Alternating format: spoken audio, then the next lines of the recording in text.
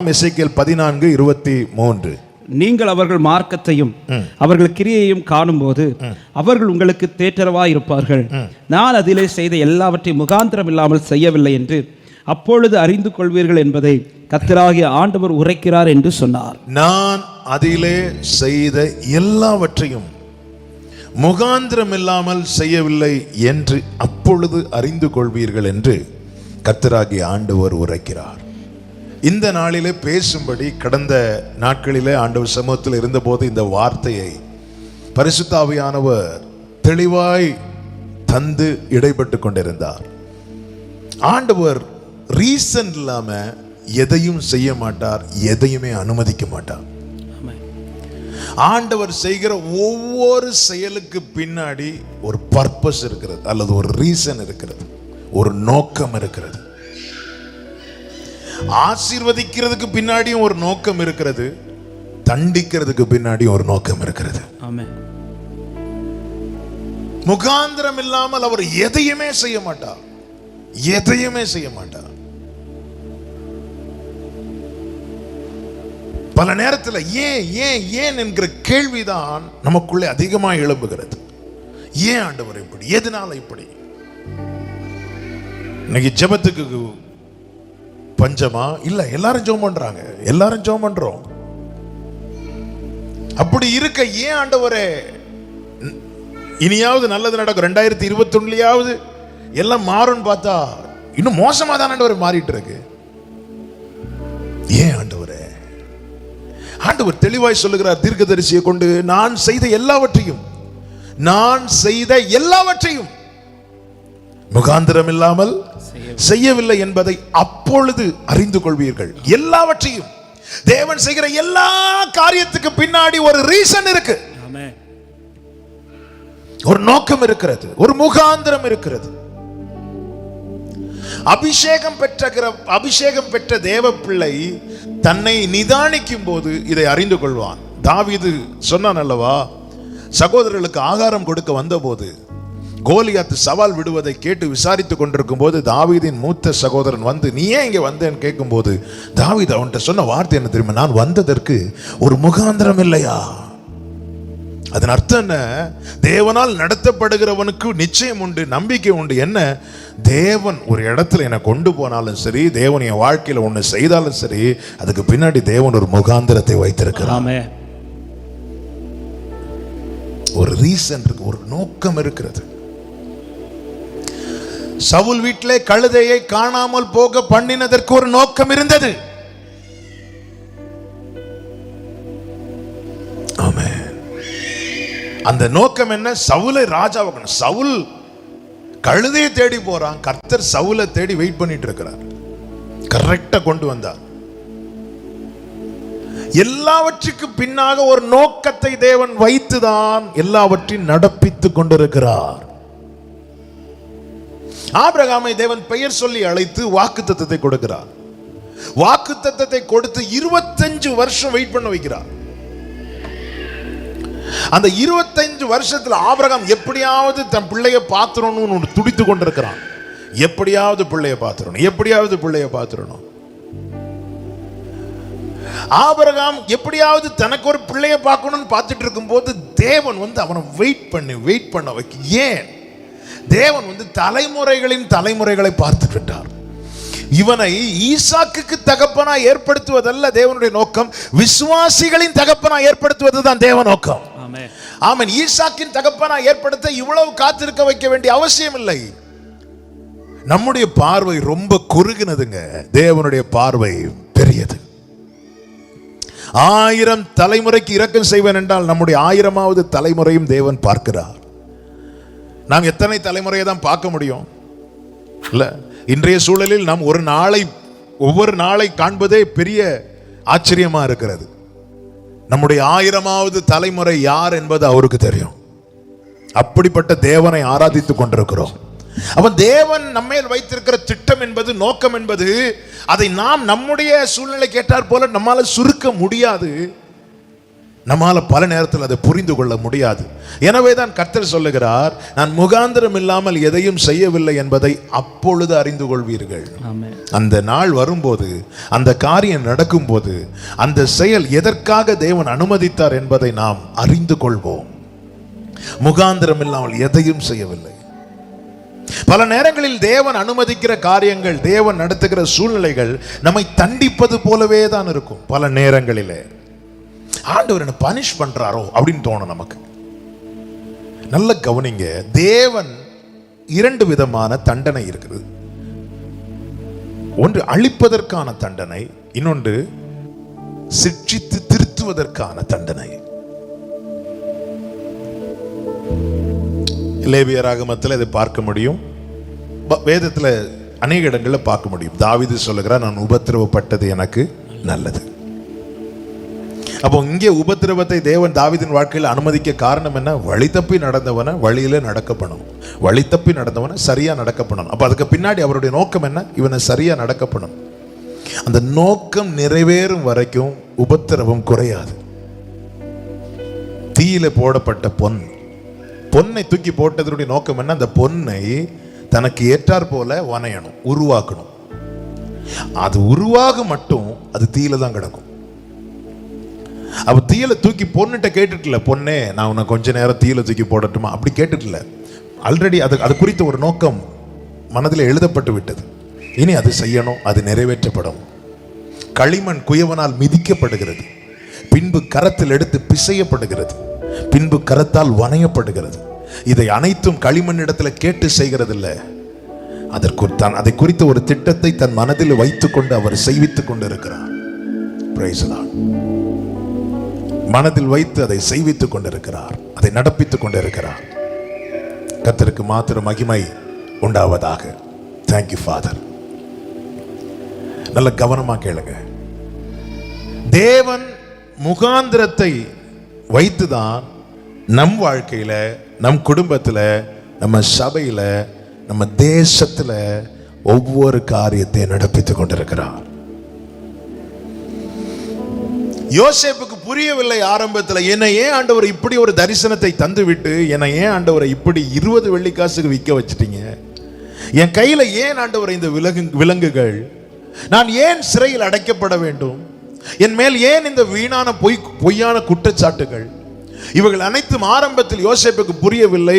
ஆனால் யோசேப்பின் சகோதரர்கள் எகிப்திலே வந்து அவன் பாதத்தில் விழுந்து வணங்கின போது யோசேப்பை வேதம் சொல்லுகிறது, அவன் சொப்பனத்தை நினைவு கூர்ந்தான்.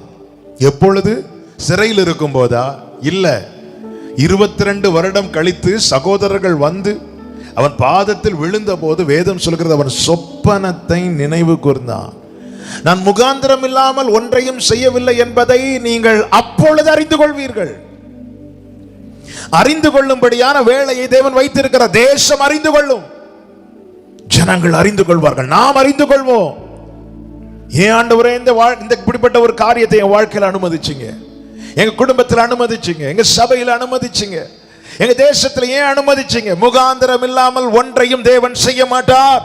தேவன் எதையாவது செய்ததுண்டானால் அதற்கு பின்னாக ஒரு நோக்கம் இருக்கிறது, ஒரு ரீசன் இருக்கிறது, ஒரு முகாந்திரம் இருக்கிறது. இங்கே எசேக்கியேல் 14வது அதிகாரத்தில் இதை முழுவதும் படிக்கும் போது அநேக காரியங்களை நம்மால பார்க்க முடியும். அதில் தேவன் சொல்லுகிற வார்த்தை கேளுங்கள். 21வது வசனம். ஆகையால் கர்த்தராகிய ஆண்டவர் சொல்லுகிறது என்னவென்றால், நான் மனுஷரையும் மிருகங்களையும் நாசம் பண்ணும்படி எருசலேமுக்கு விரோதமாக பட்டயம், பஞ்சம், துஷ்ட மிருகங்கள், கொள்ளை நோய் என்னும் 4 கொடிய தண்டனைகளையும் அனுப்பும் போது, நான் இவைகளை அனுப்பும் போது எவ்வளவு அதிக சங்காரமாகும், எவ்வளவு அதிக சங்காரமாகும். பட்டயம், பஞ்சம், துஷ்ட மிருகங்கள், கொள்ளை நோய், இதை நான் அனுப்பும் போது எவ்வளவு அதிக சங்காரமாகும். இதை ஆண்டவர் ரொம்ப ஜாலியா சொல்ற வார்த்தை கிடையாது. ரொம்ப ஹாப்பியா, நான் இப்படி கொஞ்ச நாள் உங்களை பிளஸ் பண்ணிட்டேன், இன்னும் கொஞ்ச நாள் உங்களுக்கு நான் கொள்ளை நோய் தரேன், அப்படி சொல்லுகிற வார்த்தை கிடையாது. தேவன் யூதாஸ் வழிமாறி போய் தேவனுக்கு பெரிய ஒரு துரோகத்தை செய்ய போகிறான். அப்படிப்பட்ட யூதாஸை நீ செத்தா நலமா இருக்கும் அப்படின்னு அவர் சொல்லல. மாறாக என்ன சொன்னா தெரியும்? இவன் பிறக்காம இருந்திருந்தா எவ்வளவு நல்லா இருக்கும். ஒருவருடைய சாவையும் அவர் விரும்பாதவர். துன்மார்க்கன் தன் துன்மார்க்கத்தில் சாவதை அவர் எவ்வளவேனும் விரும்பாதவர், எல்லாரும் ரட்சிக்கப்பட வேண்டும் என விரும்பிதான் பிதாவாகிய தேவன் தம்முடைய ஒரே பேரான குமாரன் இந்த பூமியில தந்தருளினார். அப்படி இருக்க இங்கே சொல்லப்பட்டிருக்கிறது, நம் பட்டயத்தையும் பஞ்சத்தையும் கொள்ளை நோயை நான் அனுப்புகிறேன் என்று. அதனால எவ்வளவு சங்காரம் உண்டாகும். அப்போ கேள்வி, ஏன் ஆண்டவரே இதை அனுப்புறீங்க? எப்பவுமே புரிஞ்சுக்கோங்க, தேவன் அனுமதிக்காம ஒரு காரியம் நடக்காது. தேவனுக்கு மிஞ்சின எந்த வல்லமையும் கிடையாது. ஆமென் சொல்லுங்க. தேவனுக்கு மிஞ்சின எந்த வல்லமையும் கிடையாது.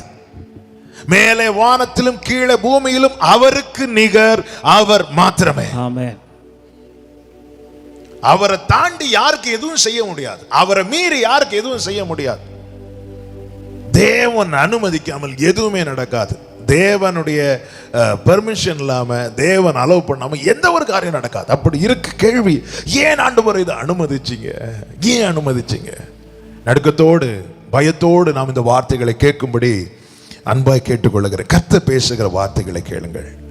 ஆண்டவர் இதெல்லாம் செஞ்சுட்டு சொல்றாரு, எனக்கு பிடிக்கல அதனால தான் நான் இப்படி பண்ணேன்னு சொல்லல. மாறாக இதுக்கு பின்னாடி ஒரு முகாந்தரம் உண்டு. என்ன முகாந்தரம்? என்ன காரணம்? காரணம் என்ன?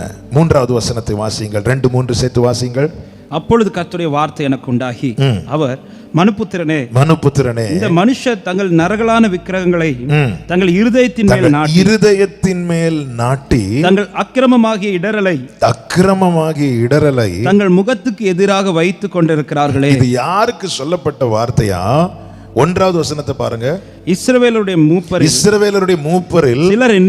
சிலர் என்னிடத்தில் வந்து எனக்கு முன்பாக உட்கார்ந்து இருக்கிறார்கள். அப்ப முதல்ல தேவன் எங்க தான் போக்கஸ் பண்றாருன்னா சபையை தான் போக்கஸ் பண்றார். எதை தான் சுத்திகரிக்கிறார்னா சபையை தான் சுத்திகரிக்கிறார். தேவன் சாட்டை எடுத்து அடித்தது வெளி ஜனங்களை அல்ல, சபையை சுத்திகரிக்கிறார். ஆண்டவர் என்ன சொல்லுகிறார் பாருங்கள். தங்கள் நரகலான விக்கிரகங்களை ஜனங்கள் எங்கே நாட்டி இருக்கிறார்களாம்? இருதயத்தில் நாட்டி இருக்கிறார்கள். நம் பல நேரங்களில் மறக்கிற காரியங்களில் ஒன்று என்ன தெரியுமா? தேவன் இருதயத்தை பார்க்கிறார் என்று நாம் மறக்கிறோம். வெளியே வெளிப்படையான வேஷத்தை வைத்தும் பக்தியை வைத்தும் தேவன் கிரியை செய்ய மாட்டார் என்பதை நாம் பல நேரங்களிலே மறக்கிறோம். தேவன் இருதயத்தை பார்க்கிறார். நரகலான விக்கிரகங்களை இருதயத்தில் நாட்டி வைத்திருக்கிறார்கள். இருதயத்தின் மேல நாட்டி வைத்திருக்கிறார்கள். தேவன் அதை பார்த்து சொல்லுகிறார், இது தொடருமானால், இந்த அக்கிரமம் தொடருமானால், இந்த நிலையே தொடருமானால் நான் பஞ்சத்தையும் நான் கொள்ளை நோயையும் அனுப்புவேன். சபையே, நம்முடைய இருதயம் தேவனுக்கு முன்பாக எப்படிப்பட்டதா இருக்கிறது? ஆமென். சபையை பட்டணத்துக்கு விளக்காய் வைத்திருக்கிறார், வெளிச்சமாய் வைத்திருக்கிறார். தெரிந்து கொள்ளப்பட்டவர்கள் நிமித்தம் அந்த நாட்கள் குறைக்கப்படும் என்று சபைக்கு ஒரு முக்கியமான ஒரு உத்தரவாதத்தை கொடுத்து தேவன் வைத்திருக்கிறார். இந்த நாட்களிலே தெருவுக்கு தெருவு சபைகள் இருக்கிறது. தேவஜனம் அதிகம் இருக்கிறது. தேவனை அறிந்தவர்கள் அநேகர் இருக்கிறார்கள். அப்படி இருந்தும் இதுவரை கண்டிராத கேட்டிராத காரியங்கள் தேசத்தில் பெருக காரணம் என்ன? தேவனுக்கு முன்பாய் நம்முடைய இருதயம் எப்படிப்பட்டதா இருக்கிறது? தேவன் வெறுக்கிற காரியங்களை நாம் நம்முடைய இருதயத்திலே நாட்டி வைத்திருக்கிறோமா? ஹல்லேலூயா. எரேமியா 17வது அதிகாரம் அதனுடைய 9-10 வசனங்களை வாசியுங்கள். எரேமியா 17வது அதிகாரத்தின் 9-10 வசனங்கள். எல்லாவற்றை பார்க்கிலும் இருதயம் திருக்குள்ளதும் மகா கேடுள்ளதுமாய் இருக்கிறது. அதை அறியத்தக்கவன் யார்? கர்த்தராகிய நானே ஒவ்வொருவனுக்கும் அவனவன் வழிகளுக்கும் செய்கைகளின் பலன்களுக்கும் தக்கதை கொடுக்கும்படிக்கு இருதயத்தை ஆராய்கிறவரும் உள்ளிந்திரியங்களை சோதித்தறிகிறவருமாய் இருக்கிறேன். ஆமே. நல்ல கவனி. இருதயத்தை அவர் ஆராய்ந்து தான் பதில் தருவாராம். கண்ணீருக்கு தேவன் பலன் தருவார், அதுல எந்த மாற்றமும் கிடையாது. பெருமூச்சின் சத்தத்துக்கு தேவன் நிச்சயம் பதில் தருவார். அதே வேளையிலே தேவன் விரும்பாதவைகளை இருதயத்திலே நாட்டி வைத்துவிட்டு நாம் எவ்வளவு கதறினாலும் பதில் தாமதித்து கொண்டுதான் இருக்கும். நம்முடைய கண்ணீருக்கு ஏன் உடனே பதில் வர மாட்டேங்குது? நாம் பல நேரங்களில் கதறி கேட்டிருக்கிறோம், உபவாசித்து கேட்டிருக்கிறோம், பெருமூச்சு விட்டு கேட்டிருக்கிறோம். ஏன் பதில் தாமதமாகிறது? தேவன் கண்ணீருக்கு நிச்சயம் பதில் தருவார். அதே வேளையிலே தேவன் விரும்பாதவைகளை நாம் நம்முடைய இருதயத்திலே நாட்டி வைத்திருப்போமானால் நாம் எவ்வளவு கதறினாலும் அந்த பதில் தாமதித்துக் கொண்டே இருக்கும். நம்முடைய இருதயம் தேவனுக்கு முன்பாக எப்படிப்பட்டதா இருக்கிறது? தேவன் விரும்புகிற காரியங்கள் நம்முடைய இருதயத்தில் இருக்கிறதா, அல்லது தேவன் விரும்பாதவைகளை நம்ம நாட்டி வைத்திருக்கிறோமா? கர்த்தர் இருதயத்தை பார்க்கிறார். உணர்த்தப்பட்ட தாவீது தேவ சமூகத்திலிருந்து என்ன சொல்லுகிறான் தெரியுமா? நீர் உள்ளத்தில் உண்மை இருக்க விரும்புகிறீர். ஹல்லேலூயா. உள்ளம் அவருக்கு முன்பாய் செவ்வையா இராமல் நாம் ஏறெடுக்கிற எந்த காரியத்துக்குமான பதில் தாமதித்துக் கொண்டே இருக்கும். ஒரு கட்டத்தில் சங்கீதக்காரன் கேட்கிறான், எந்த மட்டும் இறங்காது இருப்பீரன. இந்த நாட்களிலே நாமும் பல நேரங்களில் இந்த வார்த்தைகளை பயன்படுத்தி கேட்கிறோம். ஆவியானவர் தெளிவா இந்த காரியத்தை வெளிப்படுத்தி தந்தார். ஆமே, நம்முடைய இருதயத்தில் நாம் எதை நாட்டி வைத்திருக்கிறோம்? எதை நாட்டி வைத்திருக்கிறோம்? மனுஷன் பார்க்கிறபடி நான் பாரு. நம்முடைய இருதயத்தை தேவன் வைத்து ஆராய்ந்து கொண்டிருக்கிறார். இப்பொழுது நான் உங்கள் மத்தியிலே பேசிக் கொண்டிருக்கிறேனே, ஆமென், நான் என்ன எக்ஸ்பிரஷனோடு பேசுறேன்னு அவர் பார்த்து மதிப்பு போட மாட்டார். அவர் பார்த்து கிரியை செய்ய மாட்டார். நான் இப்பொழுது உங்க மத்தியில பேசிக் கொண்டிருக்கும் போது என்னுடைய இருதயம் எப்படிப்பட்டதா இருக்கிறது என்று அவர் வைத்து ஆராய்ந்து கொண்டிருக்கிறாரா? வேதம் அதை தான் சொல்லுகிறது. வேதம் அதை தான் காண்பித்து தருகிறது. வேதம் அதை தான் கற்றுத் தருகிறது. நம்முடைய இருதயம் தேவனுக்கு முன்பா எப்படிப்பட்டதா இருக்கிறது?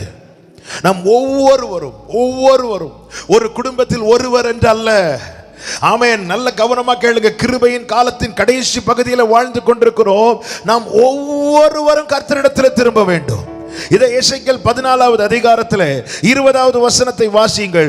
20வது வசனம். நோவாவும் 19, 20 சேர்த்து வாசிங்க. அல்லது நான் அந்த தேசத்தில் கொள்ளை நோயை அனுப்பி அதில் உள்ள மனுஷரையும் மிருகங்களையும் நாசம் பண்ணும்படி அதன் மேல் இரத்த பலியாகி என் உக்கிரத்தை ஊற்றும் போது நோவாவும் தானியேலும் யோபும் அது நடுவில் இருந்தாலும் அவர்கள் தங்கள் நீதியினால் தங்கள் ஆத்துமாக்களை மாத்திரம் தப்புவிப்பார்களே அல்லாமல் குமாரனையாகிலும் குமாரத்தியாகிலும் தப்புவிக்க மாட்டார்கள் என்று ஜீவனை கொண்டு சொல்லுகிறேன் என்பதை. அதன் அர்த்தம் என்ன? நோவா ஜெபிச்சா நோவா தப்புவிக்கப்படுவார். தானியேல் ஜெபம் பண்ணா தானியேல் தப்புவிக்கப்படுவார். நாம பிரச்சனை என்ன தெரியுமா? நம்ம பண்ற காரியம் என்ன தெரியுமா? நோவாக்கள்கிட்டையும் தானியேல்கிட்டையும் யோபு கிட்டையும் ஜெபம் பண்ண சொல்லிட்டு நாம அசதியா இருக்கிறோம், நம்ம ஜாலியா இருக்கிறோம். தேசத்திலே காணப்படுகிற நோவாக்கள்கிட்டையும் தானியேல் கிட்டையும், அதான் நோவா ஜெபம் பண்றாரு, அதான் தானியேல் ஜெபம் பண்றாரு, அதுதான் யோபு ஜெபம் பண்றாரு. அவங்க ஜெபம் பண்றாங்க. இந்த நேரத்தில் இப்படி கை காட்டுகிறேன், நான் ஜெபிக்கிறேனா? என்னுடைய அந்தரங்கம் எப்படி இருக்கிறது? அரை கதவை அடைத்துக் கொண்டு நான் ஜெபிக்கிறேனா? அதான் அவங்க ஜெபம் பண்றாங்க, இவங்க ஜெபம் பண்றாங்க, அந்த ஊழியர் ஜெபத்தை நடத்துறாங்க, இந்த ஊழியர் ஜெபத்தை நடத்துறாங்க.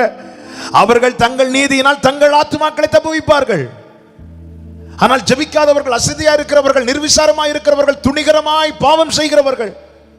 இன்னைக்கு நிறைய பேருக்கு ஈஸி ஆயிட்டு ஒருத்தங்களை ஜெபம் பண்ண சொல்லிட்டு இவங்க அவங்க பாட்டுக்கு இருப்பாங்க.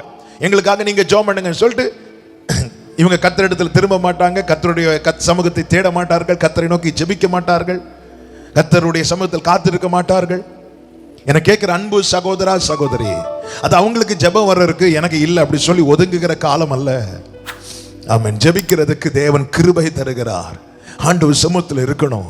ஆண்டவரே, ஒரு பட்டணத்தில் சமாதானமா இருந்தால் அது நமக்கு சமாதானமா இருக்கும். பட்டணத்தில் சமாதானத்துக்காக நாம ஜெபம் பண்ணணுமா? அது நமக்கு சமாதானமா இருக்கும்.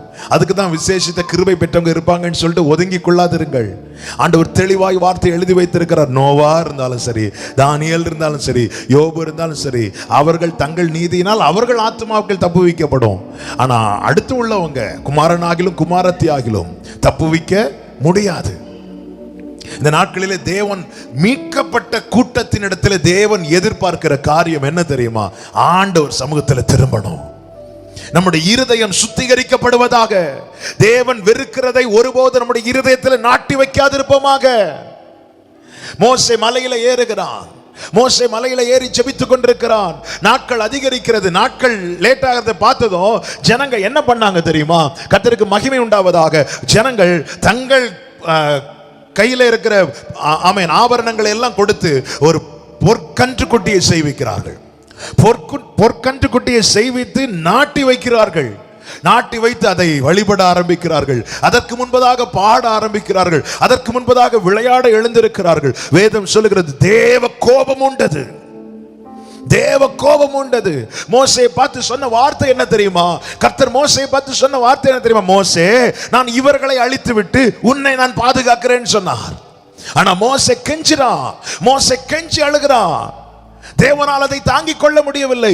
இன்று நாம் வெளிப்படையா எது செய்யாவிட்டாலும் அநேக காரியங்களை தேவன் வெறுக்கிற இம்மைக்குரிய, மாம்சத்துக்குரிய, உலகத்துக்குரிய அநேக காரியங்களை இதே போல நாம் நம்முடைய இருதயத்தில் நாட்டி வைத்திருக்கிறோம். இருதயத்தில் நாட்டி வைத்து விட்டு தேவனே இறங்கும் என்று தேவனை நோக்கி கண்ணீர் வடிக்கிறோம். தேவனே கிரியை செய்யும் என்று தேவனை நோக்கி கண்ணீர் வடிக்கிறோம்.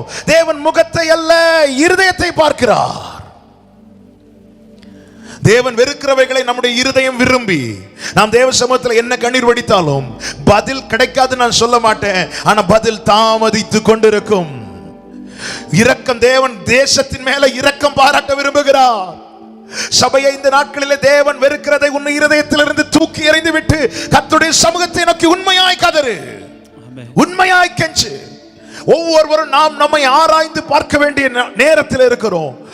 கர்த்தர் நம்முடைய இருதயத்தை ஆராய்ந்து பார்க்கிறாரா? இதுக்குள்ள என்ன இருக்கு, இதுக்குள்ள என்ன இருக்கு? ஹல்லேலூயா, ஹல்லேலூயா.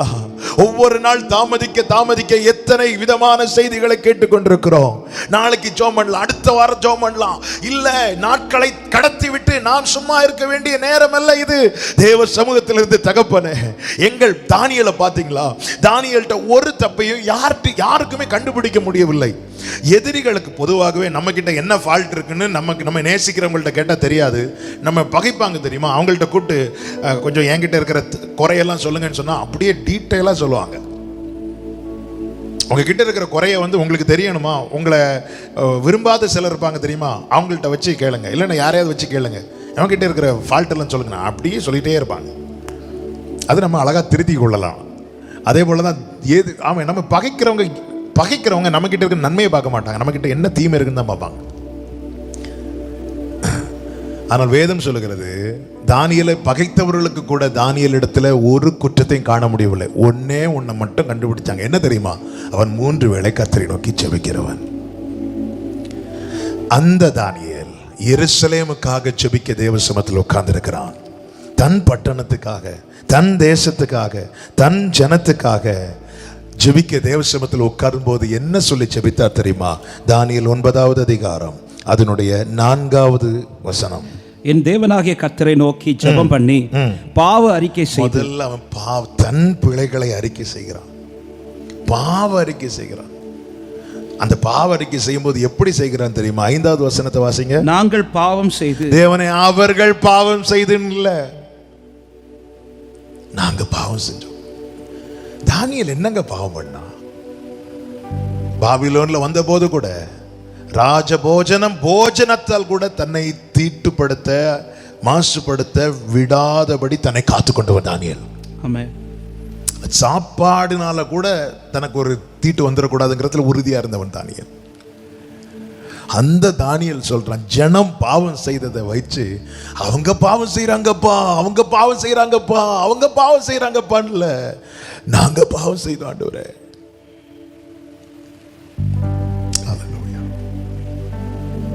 இதாங்க உத்தரவாதம் எடுக்கிறது.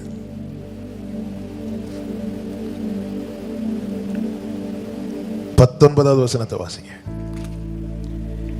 ஆண்டவரே கேளும், ஆண்டவரே மன்னியும், ஆண்டவரே கவனியும், என் தேவனே உம்முடைய நிமித்தமாக அதை தாமதியாமல் செய்யும், உம்முடைய நகரத்துக்கும் உம்முடைய ஜனத்துக்கும் உம்முடைய நாமம் தரிக்கப்பட்டிருக்கிறதேன்னு சொல்லிட்டு 20வது வசனம். இப்படி நான் சொல்லி ஜெபம் பண்ணி என் பாவத்தையும் என் ஜனமாகிய இஸ்ரவேலின் பாவத்தையும் அறிக்கையிட்டு என் தேவனுடைய பரிசுத்த பர்வதத்துக்காக என் விண்ணப்பத்தை என் தேவனாகி கர்த்தருக்கு முன்பாக செலுத்தினேன் என்றல்ல, செலுத்திக் கொண்டிருந்தேன். அதன் அர்த்தம் என்ன? பதில் கிடைக்கும் மட்டும், இரக்கம் கிடைக்கும் மட்டும் ஜெபத்தை விடவில்லை. நான் செலுத்திக் கொண்டிருந்தேன். என் பாவத்தை நான் சொல்றேன், என் ஜனத்தின் பாவத்தை நான் சொல்றேன். ஏசாயா அப்படிதானே சொன்னான், நான் அசுத்த உதடுகள் உள்ளவன், அசுத்த உதடுகள் உள்ள ஜனத்தின் நடுவில் வாசம் பண்ணுகிறேன். ஆண்டவரே, நான் அசுத்த உதடப்பா, அதே மாதிரிதான் என் ஜனமும் இருக்கிறாங்க. ஆண்டவரே, அப்ப தேவன் ஏசாயாவை சுத்திகரித்து ஜனங்களுக்கு சுத்திகரிப்பை உண்டாக்கும்படி ஏசாயாவை நாவிலே வார்த்தையை கொடுத்து தேவன் அனுப்புகிறார். இங்கே தானியேல், ஆண்டவரே நான் நல்லா இருக்கிறேன்ப்பா, ஆனா ஜனம் பாவம் செய்து ஆண்டவரே. அப்படி அல்ல. ஆமென். அவன் பாவம் செய்யறான், இவன் பாவம் செய்யறான். இந்த நிலை பரிசேயனுடைய ஆவி. இது பரிசேயன் சொல்லுகிற வார்த்தை. அவன மாதிரி நான் இல்ல ஆண்டவரே, அதற்காக உம்மை ஸ்தோத்திரிக்கிறேன். ஆனால் தேவனுக்கு பிரியமானவன் சொல்லுகிற வார்த்தை என்ன தெரியுமா? ஜனத்தின் உத்தரவாதத்தை தான் எடுத்துக்கொண்டு தேவ சமூகத்தில் இருந்து கர்த்தரை நோக்கி ஜெபிப்பான். நாங்க பாவம் செய்தோம் ஆண்டவரே, நாங்க பாவம் செய்தோம் ஆண்டவரே. ஹல்லேலூயா. அது அப்படி போறாங்க இப்படி போறாங்க, அதனாலதான் ஆண்டவர் செய்யறார். சொல்றதுக்கு ரொம்ப ஈஸியா இருக்குல்ல. இப்படி சொல்றதுக்கு மாத்திரமல்ல, சபையை தேவன் வச்சிருக்கிறது. தேவ சமூகத்தில் வந்து தானியேல மாதிரி உட்கார்ந்துடணும். இப்படி நான் சொல்லி கர்த்தருக்கு முன்பாக என் விண்ணப்பத்தை செலுத்தி கொண்டிருந்தேன். நான் சொல்லிட்டே இருக்கிறேன். காலையிலேருந்து மாலை வரை அந்தி பலி நேரத்தில் நான் இப்படி சொல்லிட்டே இருக்கும்போது 21வது வசனத்தை வாசிங்க. அப்படி நான் ஜெபம் பண்ணி கொண்டிருக்கும் போதே முதல் தரிசனத்திலே நான் கண்ட புருஷனாகிய காபிரியேல் வேகமாய் பறந்து வந்து அந்தி பலியின் நேரமாகிய வேளையிலே என்னை தொட்டான். என்னை தொட்டான், தொட்டு பேசுகிறான். நீ மிகவும் பிரியமானவன், நீ மிகவும் பிரியமானவன். யாருங்க மிகவும் பிரியமானவன்? தேசத்தின் வேதனையை, தேசத்தின் பாரத்தை, தேசத்தின் காரியத்தை தன்மேல் எடுத்துக்கொண்டு தேவ சமூகத்தில் இருந்து, கர்த்தாவே நாங்க பாவம் பண்ணிட்டோம்ப்பா, எங்களுக்கு இறங்குங்கப்பா, எனக்கு இறங்குங்கன்னு கேட்கல, எங்களுக்கு இறங்குங்க ஆண்டவரே, இப்படி சொல்லி தன்னுடைய அந்த தேசத்தின் வலியை தன் வலியா எடுத்துக்கொண்டு தேவ சமூகத்திலிருந்து ஜெபம் பண்ணான். பாத்தீங்களா? தன் பாவத்தை மறைக்கிறவன் வாழ்வடைய மாட்டான். யோவான் சொல்றார், நம்மில் பாவம் இல்லை என்போமானால் நம்மை நாமே வஞ்சிக்கிறவர்களா இருக்கிறோம். நம்முடைய ஜெபத்துக்கு ஏன் பதில் தாமதிக்கிறது? நான் இவ்வளவு அழுதோம், அன்னைக்கு அழுத போது உடனே பதில் தந்தாரு, இன்னைக்கு நான் இவ்வளவு கதறியும் ஏன் என்னுடைய ஜெபத்துக்கு பதில் தாமதிக்கிறது? ஆமென். இந்த கேள்வியோடு இருக்கிறீங்கன்னா, இந்த கேள்வியோடு நம்ம பல பல காரியங்களுக்காக இருக்கிறோம். அதுல ஒண்ணுதான் ஆண்டவரே, தேசத்துல விடுதலை வேணும் ஆண்டவரே. கர்த்தர் இந்த நாளிலே சொல்லுகிறார், உன் இருதயத்தை பார், உன் இருதயத்தில் நீ எதை நாட்டி வைத்திருக்கிறாய்? நம்முடைய இருதயத்தில் எதை நாட்டி வைத்திருக்கிறோம்? நரகலான விக்கிரகங்களை தங்கள் இருதயத்தின் மேல நாட்டி வைத்திருக்கிறார்கள். அப்போ என் ஜெபம் தடையில்லாம போக என் இருதயத்தில் காணப்படுகிற இந்த விக்கிரகத்தை நான் மாற்றணும். வேதத்தில் எதை இந்த விக்கிரகத்தோடு, விக்கிரக ஆராதனையோடு ஒப்பிட்டு சொல்லப்பட்டிருக்கிறது? கொலோசியர் 3வது அதிகாரம் அதனுடைய 5வது வசனத்தை வாசியுங்கள். கொலோசியர் 3வது அதிகாரத்தின் 5வது வசனம். ஆகையால் விபச்சாரம், அசுத்தம், மோகம், துர்இச்சை, விக்கிரக ஆராதனையான பொருளாசை, விக்கிரக ஆராதனையான பொருளாசை, விக்கிரக ஆராதனையான பொருளாசை. இந்த பொருள் ஆசைய விக்கிரக ஆராதனையோடு ஒப்பிட்டு சொல்லப்பட்டிருக்கிறது. நமக்குரியதல்லாதவைகள் மேல நமக்கு உண்டாகும் ஆசைதான் இச்சை. விலக்கப்பட்டதன் மேல நமக்கு ஒரு ஆசை வருது பாருங்க, அந்த ஆசைதான் இச்சை.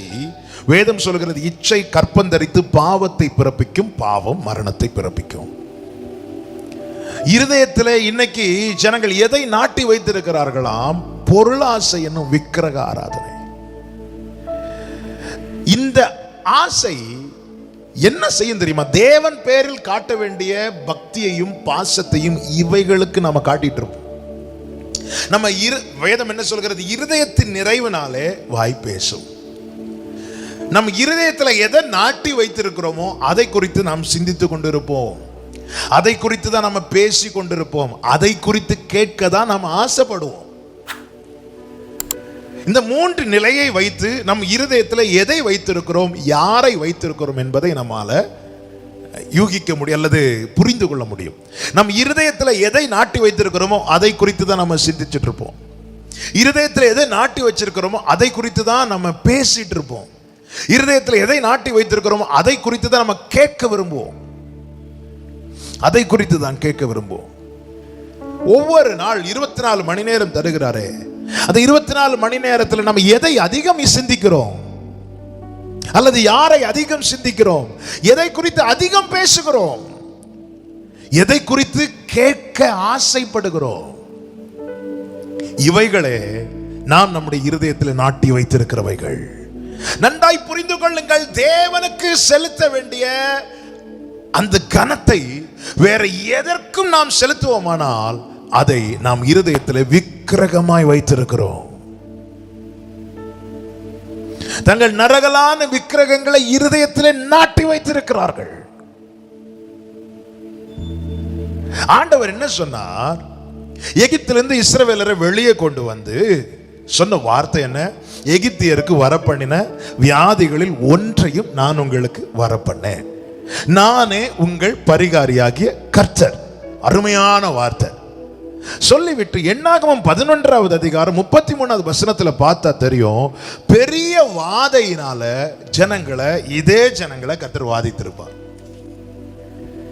அங்க என்ன சொல்லி கூட்டிட்டு வராரு? நான் எகிப்தியருக்கு வரப்பண்ண வியாதிகளில் ஒன்றை நான் வரப்பண்ணேன், நானே உன் பரிகாரியாகிய கர்த்தர் சொல்லிவிட்டு என்னாகமம் 11வது அதிகாரம் 33வது வசனம் படிச்சீங்கன்னா தெரியும், பெரிய வாதையினால ஜனங்களை வாதிப்பார். என்ன ஆண்டவரே அப்படி சொல்லிட்டு இப்படி செய்கிறீங்களே ஆண்டவர்? பல நேரத்தில் நம்ம அதான், ஆண்டவர் அன்னைக்கு இப்படி தான் சொன்னா, நான் அதை நம்பி இருந்தேன், ஆனால் என் வாழ்க்கையில் இப்படி நடக்குது.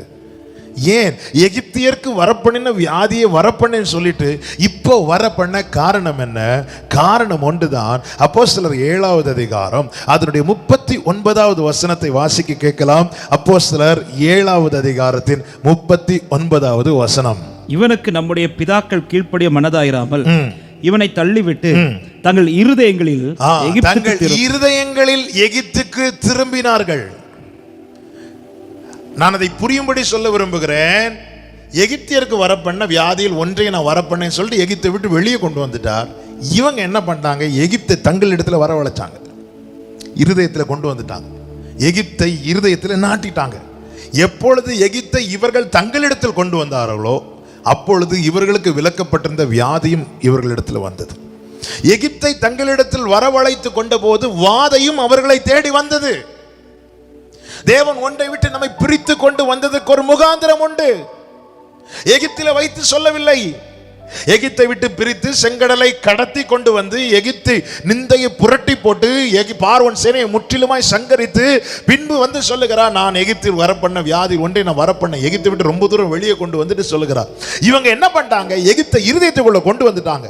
எகிப்தை கொண்டு வந்த போது எகிப்தின் வாதையும் இவர்களை தேடி வந்தது, இவர்களிடத்துல வந்தது. நம் இருதயத்திலே எதை நாட்டி வைத்திருக்கிறோமோ அதன் அடிப்படையிலே நம்மை தேடி நன்மை வருகிறதா தீமை வருகிறதா என்பது இருக்கிறது. இதோ ஆசீர்வாதத்தையும் சாபத்தை உனக்கு முன்பாக வைக்கிறேன், இதோ ஜீவனையும் மரணத்தை உனக்கு முன்பாக வைக்கிறேன். ஏன் இதை வைக்கிறார்? அதை நாம் தெரிந்து கொள்வதற்காக. எதை நாம் தெரிந்து கொள்ளுகிறோம்? எதின் அடிப்படையில் எவைகள் வந்து சேரும்? நம்முடைய இருதயம் கர்த்தருக்கு முன்பாக. ஆபிரகாமை தேவன் ஆசீர்வதித்து வாக்குத்தத்தத்தை கொடுக்க காரணம் என்ன? நெகேமியா தீர்க்கதரிசன புஸ்தகம், நெகேமியாவின் புஸ்தகம் 9வது அதிகாரத்தை எடுத்துக்கொள்ளுங்கள். நெகேமியாவின் புஸ்தகம் 9வது அதிகாரம் அதனுடைய 7 முதல் வாசியுங்கள். 7 முதல். ஆபிரகாமை தெரிந்து கொண்டு 8வது வசனம், அவன் இருதயத்தை உமக்கு முன்பாக உண்மையுள்ளதாக கண்டு கானானியர், ஏத்தியர், எமோரியர், எபூசியர், கிர்காசியருடைய தேசத்தை அவன் சந்ததிக்கு கொடுக்கும்படி அவனோடு உடன்படிக்கை பண்ணி உம்முடைய வார்த்தைகளை நிறைவேற்றினீர். கர்த்தர் பேர் சொல்லி அழைக்கிறார், வாக்குத்தத்தத்தை கொடுத்து அனுப்புகிறார். ஆனா வார்த்தையை நிறைவேற்றுறதுக்கு முன்னாடி அவனை அல்ல, அவனுக்குள்ள இருக்கிற இருதயத்தை பார்க்கிறார். இருதயத்தை உண்மையுள்ளதாக கண்டு வாக்குத்தத்தத்தை நிறைவேற்றினார்.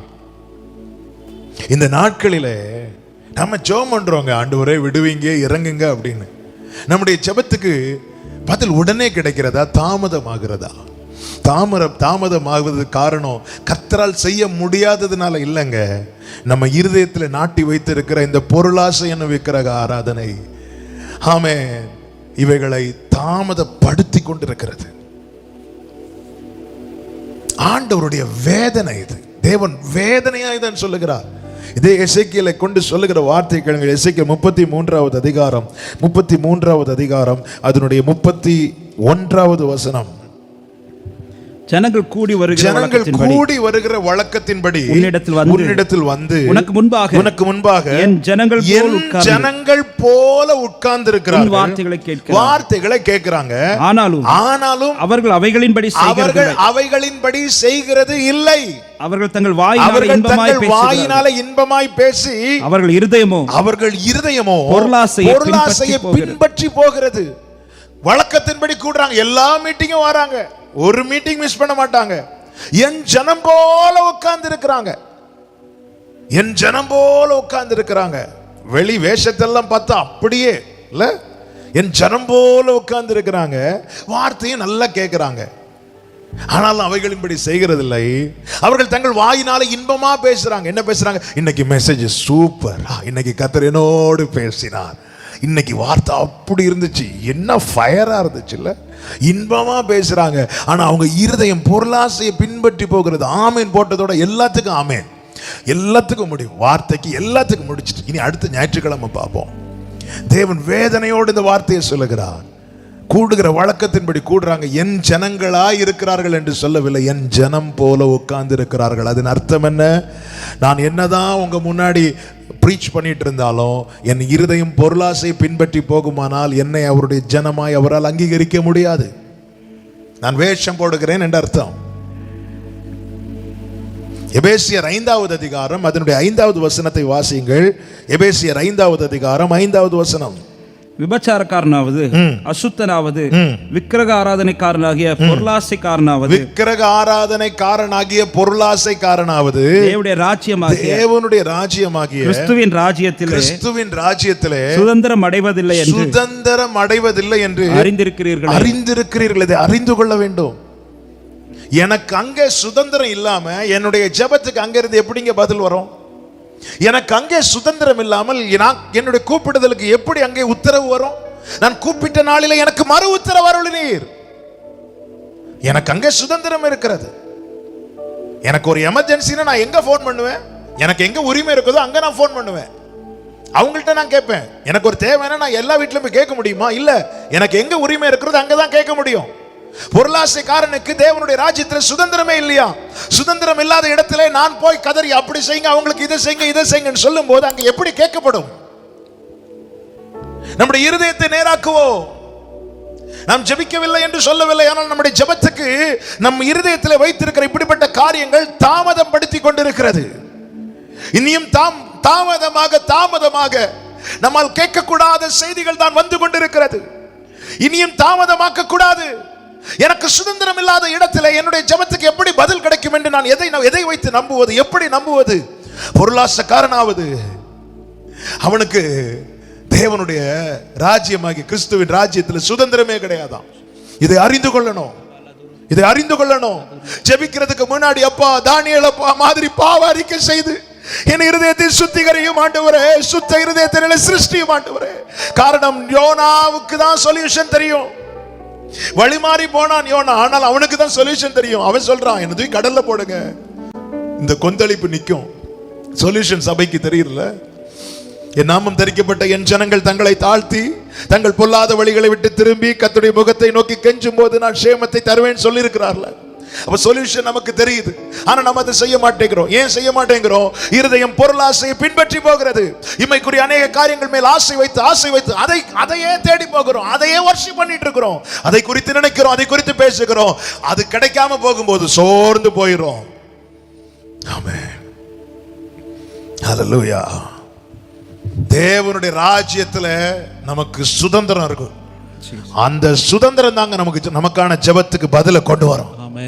அந்த சுதந்திரம் தான் கொண்டு வரும். எனக்கு எங்க உரிமை இருக்கும் அங்க நான் தைரியமா கேட்பேன், அங்க நான் உரிமையா கேட்பேன், தாங்கப்பான்னு கேட்பேன்.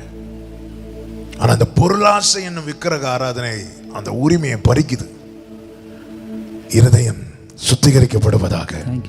2 பேதுரு 2வது அதிகாரம் அதனுடைய 14வது வசனத்தை வாசியுங்கள். 2 பேதுரு 2வது அதிகாரத்தின் 14வது வசனம். விபச்சார மயக்கத்தால் நிறைந்தவைகளும் பாவத்தை விட்டோயாதவைகளுமாகி இருக்கிற கண்களை உடையவர்கள் உறுதி இல்லாத ஆத்துமாக்களை தந்திரமாய் பிடித்து, அடுத்த வார்த்தை, பொருளாசைகளில் பழகின இருதயத்தை உடைய சாபத்தின் பிள்ளைகள். சில வார்த்தைகள் கடினமா இருந்தாலும் தேவன் நம்மை புரிய வைக்கிறார். நம்முடைய இருதயம் பொருளாசையில பழகிட்டுன்னு வைங்களேன், அப்படிப்பட்டவங்களை பைபிள் என்ன சொல்லுது பாத்தீங்களா? சாபத்தின் பிள்ளைகள். பொருள் ஆசை சாபத்தை கொண்டு வருது. விரும்புறத கேட்கறது தப்பு கிடையாதுங்க. எனக்குள்ள ஒரு விருப்பம் வருது, அதை நான் அவர்கிட்ட சொல்லிடணும். சொல்லிட்டு அதை நான் இருதயத்தில் வச்சுட்டு இருக்க கூடாது. அது அவருக்கு சித்தம்னா தருவார். சித்தம் இல்லையா, அது எனக்குரியதல்ல, நான் விட்டுறணும். எனக்குரியதல்லாதவைகளை நான் என் இருதயத்தில் சுமப்பேனானால், என் இருதயத்தில் நான் என்ன செய்கிறேன்? அந்த பொருளாசை என்னும் விக்கிரகத்தை நாட்டி வைக்கிறேன். ஏசேக்கு போய் துறவ தோன்றார். யாரு? ஈசாக்கு. வந்து சத்துருக்கள் மூடி போட்டாங்க. ஆண்டவரும் பேசாம இருந்துட்டார். ஈசாக்கு அழல்ல. ஈசாக்கு அங்கிருந்து மாறிட்டான். சித்னாவில் அங்கேயும் அதே பிரச்சனை. ஈசாக்கு மாறிட்டான். ரெகோபோத்தில் வந்தான். ஏன் ஏசேக்கிலும் சித்னாவிலும் மூடி போட்ட சத்துருக்களுக்கு ஏன் ரெகோபோத்துக்கு வரல? என்னை கேட்டா நான் சொல்லுவேன், கர்த்தர் வர விடல. ஏன்? அது ஈசாக்கு, அது உனக்குரியது. உனக்கு நான் ஆயத்தம் பண்ணது. உனக்கு ஆயத்தம் பண்ண எல்லைக்குள்ளே சத்துருவை வர விட மாட்டேன். உனக்குரியது அல்லாததுல ஒன்னையும் இருக்க விட மாட்டேன். ஏசேக்கில் கர்த்தர் ஈசாக்கு இருக்க விடல. சித்னாவில் கர்த்தர் ஈசாக்கு இருக்க விடல. ரெகோபோத்தில் கர்த்தர் சத்துருக்களை இருக்க விடல. உனக்குரியதுல உன் சத்துருக்களை வர விட மாட்டேன். உனக்குரியது அல்லாதவைகள்ல நான் ஒன்னை இருக்க விட மாட்டேன். நான் சொல்ற வார்த்தை எத்தனை பேருக்கு புரியுது? இந்த நிச்சயம் மட்டும் இருக்கும்னா கிடைக்காததுக்காக நம்ம புலம்ப மாட்டோம், கிடைச்சதுக்காக நம்ம ஸ்தோத்திரம் பண்ணோம். எனக்குரியதல்லாத ஏசேக்ல சித்னாவில் என்ன இருக்க விட மாட்டார். எனக்குரிய ரெகோபோத்தில் சத்துருக்களை வர விட மாட்டார். இந்த விஷயத்தை மட்டும் இருதயத்தில் அப்படி எழுதி வச்சிருங்க. ஆமென். ஹல்லேலூயா. இந்த பொருள் ஆசை என்பது இந்த உலகத்தின் மேல இருக்கிற ஆசை, நமக்குரியதல்லாதவைகள் மேல நாம் வைத்திருக்கிற ஆசைகள் என்ன செய்ய தோணுது தெரியுமா? அதை எப்படியாவது அடையணும்னு தோணும். இந்த ஆகாப் அப்படிதான் ஒரு திராட்சை தோட்டத்தை அடைய அந்த உரிமையாளரை கொன்றான். தாவீது பத்சேபாளை அடைய உரியாவை கொன்றான். அது இன்னும் பாவத்தின் மேல் பாவத்தையும் தீமையின் மேல் தீமையும் நம்மில பிறப்பிக்கும். அதுதான் ஆண்டவர் சொல்றார், கூடுகிற வழக்கத்தின்படி கூடுறாங்கப்பா. என் ஜனம் போல உட்கார்ந்து வார்த்தையெல்லாம் கேட்கிறாங்க, இன்பமா பேசுறாங்க. இன்னைக்கு மெசேஜ் சூப்பர், எல்லாம் நல்லா இருக்கு, அடிப்பொலி, எல்லாம் என்னெல்லாம் வார்த்தை உண்டோ எல்லாம் பேசுறாங்க. ஆனா இருதயம் பொருளாசையை பின்பற்றியே போகுது. நான் இதற்காக பேசுகிறேன் ஜனங்களிடத்துல, என்னை பின்பற்ற வேண்டும் அல்லவா, ஆனால் என் ஜனம் பொருளாசையை பின்பற்றி போகிறார்களே என்று சொல்லி அவர் வேதனையோடு எசேக்கியேலை கொண்டு கர்த்தர் பேசுகிறார். ஆமென். பொருளாசையின் விக்கிரக ஆராதனை, அப்படிப்பட்டவர்களுக்கு கிறிஸ்துவின் ராஜ்யத்தில் சுதந்திரம் இல்லை. சுதந்திரம் இல்லாத இடத்துல, உரிமை இல்லாத இடத்துல நம்ம போய் அதை செய்யுங்க இதை செய்யுங்க இப்பொழுதே செய்யுங்கன்னு சொன்னா தாமதமாகும். 2 பேதுரு 2:14 வாசித்தோம், பொருளாசைகளில் பழகின இருதயத்தை உடையவர்கள் சாபத்தின் பிள்ளைகள். அவங்களால வீட்டுல சாபம் தான் வருமா, அவங்களால தேசத்துல சாபம் தான் வருமா. தேவனை ஆராதிக்கிற சபையே, நம்மால் தேசத்துக்கு ஆசீர்வாதம் அல்லவா வர வேண்டும். நீதிமான் நன்றா இருந்தால் பட்டணம் களிகூரும். நான் அது எப்படி சொல்ல, நீதிமான் நீதிமானா இருந்தால் பட்டணம் களிகூரும். ஆமென். நீதிமான் நீதிமானா இருந்தா, தேவன் வைத்த ஸ்தானத்துல ஆதாமை வந்து தேடுகிறார். ஏன்? ஆதாம் ஒளிச்சிருக்கிற இடத்துல ஆண்டவரால கண்டுபிடிக்க முடியாதா? ஆதாமே நீ எங்க இருக்கிற? தாவீது சொல்லுகிறான், நான் பாதாளத்துல படுக்கை போட்டாலும் அங்கேயும் உம்முடைய கை வந்து என்னை பிடிக்கும், உம்முடைய ஆவிக்கு மறைவாக எங்கே போவேன்? அப்ப அவரால் பார்க்க முடியும். பட் இங்கே ஆண்டவர் ஆதாமே எங்க இருக்கிற, அதன் அர்த்தம் என்ன? தேவன் வைத்த ஸ்தானத்திலே அவனை தேடுகிறார். தேவன் வைத்த ஸ்தானத்தில் அவனை தேடுகிறார். அவனுக்கு விலக்கப்பட்டதன் மேல் அவனுக்கு உண்டான ஆசை அந்த ஸ்தானத்தை விட்டு அவனை வெளியே கொண்டு போயிட்டு, ஆதாமே எங்க இருக்கிற? சபையை தேவன் அப்படித்தான் தேடுவார். அந்த கள்ளர் கையிலே அடிபட்டு குற்றீராய் விடப்பட்டவனை அந்த நல்ல சமாரியன் வந்து கண்டு மனதுருகி சேர்த்து எங்க கொண்டு சேர்க்கிறார்? சத்திரத்தில் கொண்டு சேர்க்கிறார். சேர்த்து விட்டு அடுத்த நாள் எங்கே வந்து பார்ப்பேன் என்று சொல்லுகிறார்? சத்திரத்தில் வந்து பார்ப்பேன் என்று சொல்லுகிறார். நான் நாளைக்கு திருப்பி வந்து உங்களை பார்க்கிறேன். எங்க? அந்த அடிபட்டு கிடந்தான் அந்த இடத்துலயா? இல்ல, அவர் கொண்டு சேர்த்த சத்திரத்தில். அப்ப தேவன் வைத்த ஒரு ஸ்தானம் இருக்கிறது, தேவன் வைத்த ஒரு இடம் இருக்கிறது, அங்கே தேவன் தேடுவார். ஹல்லேலூயா. நம்முடைய நிலையை நாம உணரணும். நம்முடைய இருதயம் எதை பின்பற்று, நம்முடைய இருதயத்தில் எதை வைத்திருக்கிறோம்? தேவனை வைக்க வேண்டிய இடத்துல இம்மைக்கான காரியங்களையும் இம்மைக்குரிய உறவுகளையும் தூக்கி வைத்திருக்கிறோமா? என் இருதயத்தில் என்ன இருக்கு என்பதை நான் எப்படி அறிய? 3 காரியங்களை சொன்னேன். 1, அதை குறித்து தான் ரொம்ப யோசிப்போம். 2, அதை குறித்து தான் நிறைய பேசுவோம்.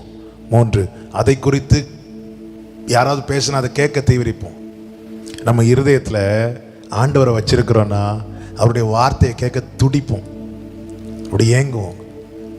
மெசேஜ் முடிய போகுது, ஐயோ இன்னும் அவரை பற்றி கேட்கணுமே, இன்னும் உம்மை அறியணுமே, இன்னும் உம்மை அறியணுமே.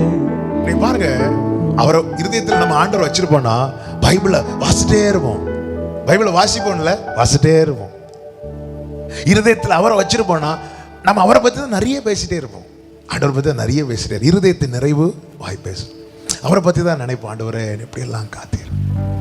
படுக்கையிலே உம்மை நினைக்கின்றேன், ராஜாமத்தில் தியானிக்கிறே, சுவையான உணவை உண்பது. என்னால எனக்கு வார்த்தையே கேட்க முடியலன்னு ஒருத்தங்க சொல்றாங்கன்னா இருதயத்தில் ஆண்டவரை வைக்கலன்னு அர்த்தம். ஆண்டவர் நம்ம எதை பத்தி பேசுறோம், எதை பத்தி நினைக்கிறோம், எதை கேட்க விரும்புறோம், எதை கேட்க விரும்புறோம். தேவன் தீர்க்கதரிசியை கொண்டு எழுதி வைக்கிறார், யதார்த்தமாய் பேசுகிறவனை ஜனங்கள் வெறுக்கிறார்கள். தங்கள் இச்சைகளுக்கு ஏற்ற போதகர்களை நியமித்துக் கொள்ளுகிறார்கள். சத்தி உள்ளதை உள்ளதன்படி பேசுறா வேண்டாம், அது வலிக்கும், வேண்டாம். நமக்கு ஃபேவரா, நீ நல்லா இருப்ப, நீ அப்படி இருப்ப, நீ பயப்படாத, நீ செய்யறதெல்லாம் கர்த்தர், இப்படி தங்களுக்கு ஏற்றார் போல. கர்த்தருடைய வசனம் உருவ குத்தும், அது உள்ளே போய் ஊன் கணுக்கள் எலும்பு நரம்பென எல்லாவற்றையும் பிரித்து சுத்திகரித்து சரி பண்ணும். நமக்குள்ள தீமை இருந்தால் அது உணர்த்தும், நன்மை இருந்தால் அதை அப்ரிஷியேட் பண்ணும், அதை என்கரேஜ் பண்ணும். இதாங்க வசனம். ஹல்லேலூயா. தீமை எனக்குள் இருக்கும்போது வசனம் என்னை தட்டி கொடுக்காது, மாறாக அந்த வசனம் உள்ள போய் அதையெல்லாம் கீழே தட்டி விடுவதற்கு என்னை அவன் ஏவி கொண்டிருக்கும். எனக்குள்ள நன்மை இருக்குமானால் இந்த வசனம் என்னை தூக்கி விடும். இந்த வசனம் என்ன தட்டில், சூப்பர், கமான், உனக்கு கொஞ்சம் பலன் இருந்தா நீ என் நாமத்தை மறுதலிக்கல, நான் உனக்கு முன்னாடி திறந்த வாசலை வைக்கிறேன்.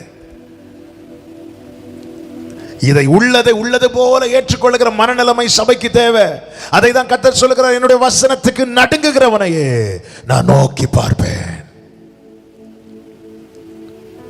இருதயத்திலே நரகலான விக்கிரகத்தை நாட்டி வைத்திருக்கிற அந்த நிலையை விட்டு சபை மனம் திரும்ப வேண்டும் என்பதற்காக சில காரியங்களை தேவன் அனுமதிக்கிறார்.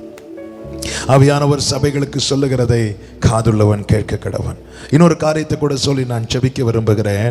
ஓசியா 5வது அதிகாரம் அதனுடைய 4வது வசனத்தை வாசிக்க கேட்கலாம். ஓசியா தீர்க்கதரிசன புஸ்தகம் அதனுடைய 5வது அதிகாரத்தின் 4வது வசனம். அவர்கள் தங்கள் தேவனிடத்திற்கு திரும்புவதற்கு தங்கள் கிரியைகளை சீர்திருத்த மாட்டார்கள். வேசித்தன ஆவி அவர்கள் உள்ளத்தில் இருக்கிறது. வேசித்தன ஆவி அவர்கள் உள்ளத்தில் இருக்கிறது.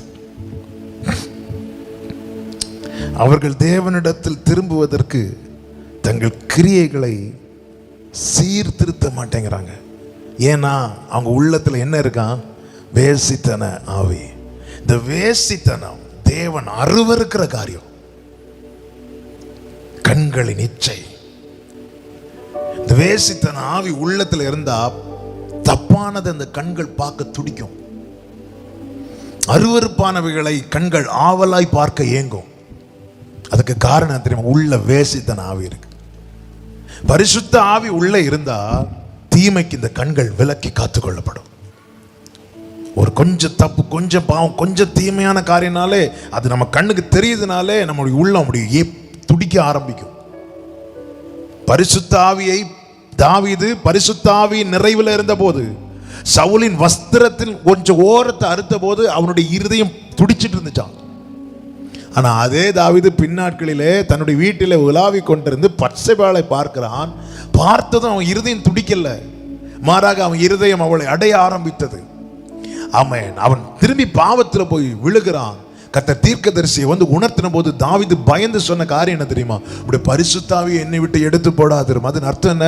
அன்னைக்கு நான் ஒரு சின்ன தப்பு பண்ண போது எனக்கு நெஞ்செல்லாம் வலிச்சுதே, இன்னைக்கு இவ்வளவு பெரிய பாவம் பண்ணதுக்கு அப்புறமும் நான் ஏன் உணர்வு இல்லாம இருக்கிறேன்? அவர் போயிட்டாரோ? என் இருதயத்துல என்ன இருக்கிறது? என் உள்ளத்துல என்ன இருக்கிறது? இன்னைக்கு பாவத்தை துணிந்து நடப்பிக்கும் போது நாம என்ன நினைக்கிறோம்? ஆண்டவரே நீங்க எனக்குள்ள நோ, தேவன் தீமையை பார்க்க மாட்டாத சுத்த கண்ணன். ஆண்டவர் தேவாலயத்துக்குள்ள வருகிறார், அவர் உபதேசிக்கிறார், கிருபையுள்ள வார்த்தை பேசுகிறார், ஜனங்கள் அவரை நோக்கி இருக்கிறாங்க, சத்தியத்தை வெளிப்படுத்த ஆரம்பிக்கிறார், சபையை சுத்திகரிக்க ஆரம்பித்த போது ஜனங்கள் அவரை தள்ளி கொண்டு போய் மலையிலிருந்து கீழே தள்ளிவிட பார்த்தார்களாம். அந்த சிச்சுவேஷன் அவங்க செய்ய ஆரம்பிச்சதும் பைபிள் சொல்லுது, அவர் போய்விட்டார். அதன் அர்த்தம் என்ன? அவரை ஏற்றுக்கொள்ள மனம் இல்லாத இடத்துல இயேசு இருக்க மாட்டார், போய்விட்டார். இயேசு அவர்களை விட்டு போய்விட்டார். அவர்களிடத்தில் அவரே தேடி வந்தார், ஆலயத்தில் வந்து பிரசங்கித்தார். ஆனா இவங்களால அதை ஏற்றுக்கொள்ள முடியாம அவரை தள்ளிவிடலாம் நினைச்சதும் அவர் போய்விட்டார். தேவனுக்கு பிரியமில்லாத அநேக காரியங்களை நாம் ஏற்றுக்கொண்டது நிமித்தம் நாம் அவரை போக வைக்கிறோம்.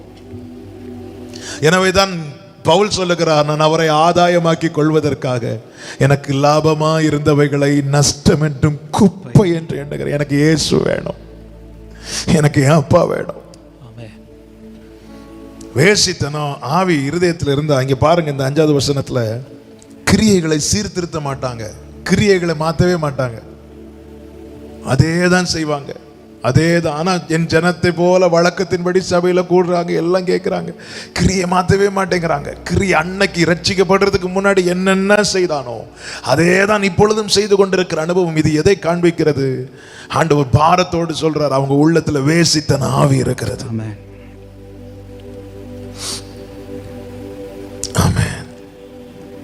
வேசித்தன ஆவி இருக்கிறது.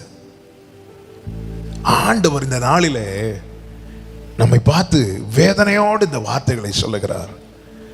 நாம் பார்க்க வேண்டியது யார் உள்ளத்துல என்ன இருக்குன்னு, என் உள்ளத்துல என்ன இருக்கு, என் உள்ளத்துல என்ன இருக்கு. ஏன் ஜெபத்துக்கு பதில் தாமதமாகிறது? இப்படிப்பட்ட விக்கிரகங்களை நாம் இருதயத்தில் வைத்திருப்போமானால் ஜெபத்துக்கு பதில் தாமதமாகி கொண்டிருக்கும். ஒவ்வொரு நாள் தாமதமாக தாமதமாக தாமதமாக அதன் இழப்புகள் நம்மால தாங்க முடியாது, அதன் வேதனை தாங்க முடியாது. நாளைக்கு பார்த்து கொள்ளலாம் என்று அசதியா இராதே சகோதரா சகோதரி. உங்கள் பொல்லாத வழிகளை விட்டு கர்த்தரிடத்தில் திரும்புங்கள். கர்த்தருடைய நோக்கம் என்ன? கர்த்தருடைய விருப்பம் என்ன? எசேக்கியேல் 14வது அதிகாரம் 11வது வசனம். இஸ்ரவேல் வம்சத்தார் இனி என்னை விட்டு வழி தப்பி போகாமலும். ஆண்டவரை விட்டு வழி தப்பி இனி போக கூடாது. அடுத்து 2வது, தங்கள் எல்லா மீறுதல்களிலாலும் இனி அசுசிப்படாமலும் இருக்கும் பொருட்டாக இப்படி சம்பவிக்கும். இனி வழி தப்பி போக கூடாது. இனி எந்த ஒரு காரியத்தினாலையும் நீ உன்னை தீட்டுப்படுத்த கூடாது, நாம் நம்மை தீட்டுப்படுத்த கூடாது. ஆமென். என்ன பாவம் செஞ்சாலும் அவர் மன்னிப்பார். எந்த பாவத்தையும் அவர் மன்னிப்பாருங்க. அதே வேளையில் என்ன பாவம் செஞ்சாலும் அவர் மன்னிப்பார் சொல்லி ஒருத்தன் பாவம் செய்யறான் தெரியுமா? அவன் என்ன செய்கிறான் தெரியுமா? தேவனை பரீட்சிக்கிறான். சாத்தான் வந்து அப்படி தேவனை பரீட்சிக்க வைப்பதுதான் சாத்தானுடைய நோக்கம். அது தேவனுக்கு வேதனையும் கோபத்தையும் உண்டாக்கும். இயேசு கிறிஸ்துவனிடத்துல வந்து என்ன சொன்னா? நீங்க தான் தேவனுடைய குமாரனாச்சே, மேல இருந்து கீழே குதிக்க வேண்டியதுதானே? அப்படி குதிச்சா வசனம் இருக்குல்ல, சொல்லி இருக்கிறார்ல, உன் பாதம் கல்லில் இடராதபடிக்கு தூதர்கள் வந்து ஏந்தி கொண்டு போவார்கள் இருக்கு. ஆமா இருக்குது. அப்ப குதிக்க வேண்டியதுதானே? வேதம் என்ன சொல்லுகிறது? உன் தேவனாகிய கர்த்தரை பரீட்சை பாராதிருப்பாயாக. அவர் மன்னிப்பார்னு சொல்லி ஒருத்தன் பாவம் செய்யறான், அவன் தேவனை பரீட்சிக்கிறான். அந்த செயலை செய்விக்கிறது யார் தெரியுமா? பிசாசு. அந்த செயலை இயேசுவை செய்விக்க வந்தான். இயேசு அவனை கடிந்து அப்புறப்படுத்தினார். ஆமென். இனி அவரை விட்டு வழி தப்பி போகக்கூடாது. ரெண்டாவது, எந்த ஒரு காரியத்தினாலையும் நாம் நம்மை தீட்டுப்படுத்த இடம் கொடுக்கக்கூடாது. இந்த நிலைக்கு சபை வர வேண்டும் என்பதற்காக சில காரியங்களை தேவன் அனுமதிக்கிறார். இந்த நிலைக்கு வரும்போது அவர் என்ன சொல்லுகிறார்? அப்பொழுது அவர்கள் என் ஜனமாயிருப்பார்கள், நான் அவர்கள் தேவனாய் இருப்பேன் என்று கர்த்தராகிய ஆண்டவர் உரைக்கிறார். நான் அதிலே செய்த எல்லாவற்றையும் முகாந்திரம் இல்லாமல் செய்யவில்லை என்பதை அப்பொழுது அறிந்து கொள்வீர்கள். ஆண்டவர் ஒரு பர்பஸுக்காக ஒன்னு அனுமதிக்கிறார்னா அந்த நோக்கம் நிறைவேறாம கையெடுக்க மாட்டார். சபையை சுத்திகரிக்க விரும்புகிறார். சபை சுத்திகரிக்கப்படும் போது, சபை பரிசுத்தமாக்கப்படும் போது, சபை அவருடைய வழியில் நிற்கும் போது, சபை தங்களை எதை கொண்டும் தீட்டுப்படுத்தாதபடி காத்து கொள்ளும் போது, அதனாலே தேசத்துக்கு பெரிய விடுதலை உண்டாகும். கைகளை உயர்த்தி ஆமென் சொல்லுங்க பார்க்கலாம். சபை மாறும் போது தேசம் மாறும். நாம மாறாம தேசத்தை மாத்துங்கன்னு கேட்டா பதில் தாமதமாயிட்டு தான் இருக்கும். சபை மாறும் போது தேசம் மாறும் என்பதற்கான ஒரு வசனத்தை மட்டும் நான் சொல்லி நான் செபிக்க விரும்புகிறேன். சகரியா தீர்க்க தரிசன புஸ்தகம், தேங்க்யூ ஹோலி ஸ்பிரிட். சகரியா தீர்க்க தரிசன புஸ்தகம் அதனுடைய 8வது வசனத்தை, 8வது அதிகாரம் அதனுடைய 16-17 வசனங்களை வாசிங்க. நீங்கள் செய்ய வேண்டிய காரியம் என்னவென்றால் அவனவன் பிறனோட உண்மையை பேசுங்கள். உங்கள் வாசல்களில் சத்தியத்துக்கும் சமாதானத்துக்கும் ஏற்க நியாயம் தீருங்கள். ஒருவனும் பிறனுக்கு விரோதமாய் தன் இருதயத்தில் தீங்கு நினையாமல் பொய்யானையின் மேல் பிரியப்படாமலும் இருங்கள். இவைகள் எல்லாம் நான் வெறுக்கிற காரியங்கள் என்று கர்த்தர் சொல்லுகிறார். தேவன் வெறுக்கிற காரியத்தை உங்களை விட்டு மாத்துங்க. சபைக்கு கர்த்தர் சொல்லுகிறார். இப்படி நீங்க செஞ்சா 23வது வசனத்தை வாசிங்க. 22, 23. அநேக ஜனங்களும் 21ல இருந்தே வாசிங்க. ஒரு பட்டணத்தின் குடிகள் மறு பட்டணத்தின் குடிகளிடத்தில் போய் நாம் கர்த்தருடைய சமூகத்தில் விண்ணப்பம் பண்ண சேனைகளின் கர்த்தரை தேடுவோம் வாருங்கள், நாங்களும் போவோம் என்று சொல்வார்கள். 22வது வசனம். அநேக ஜனங்கள் பலத்த ஜாதிகள் எருசலேமின் சேனைகளிடத்தில் தேடவும் கர்த்தருடைய சமூகத்தில் விண்ணப்பம் பண்ணும் வருவார்கள். அந்நாட்களிலே பலவிதமான பாஷைக்காரராகிய புறஜாதியார் 10 புறஜாதியாரில் 10 மனுஷர் ஒரு யூதனுடைய வஸ்திர தொங்கலை பிடித்துக் கொண்டு தேவன் உங்களோட இருக்கிறார் என்று கேள்விப்பட்டோம். ஆகையால் உங்களோட கூட போவோம் என்று சொல்லி அவனை பற்றிக் கொள்வார்கள் என்று சேனைகளின் கர்த்தர் சொல்லுகிறார். நீ தேவன் வெறுக்கிற காரியத்தை அப்புறப்படுத்தி பாரு, உன் சார்பா 10 பேர் சர்ச்சுக்கு வருவானோ. இன்னும் ஜனங்கள் வருவார்கள். 20வது வசனத்தை வாசிங்க. இன்னும் ஜனங்கள் வருவார்கள். இன்னும் அப்போ அவங்க வர்றதுக்கு தடையா இருக்கிறது யாருங்க? நாம தான். தேவன் வெறுக்கிறத நாம விரும்பி இருதயத்துல விக்கிரகமா நாட்டி வச்சிருக்கிறோம். அப்ப எப்படி வருவாங்க? மகாத்மா காந்தியின் இடத்துல ஒரு இவாஞ்சலிஸ்ட் போய் சுவிசேஷம் சொல்ல போகும்போது அவர் சொன்ன வார்த்தை, ஒரு கிறிஸ்தவனை காட்டி தாருங்கள், நான் இயேசுவை ஏற்றுக்கொள்கிறேன் என்றாராம்.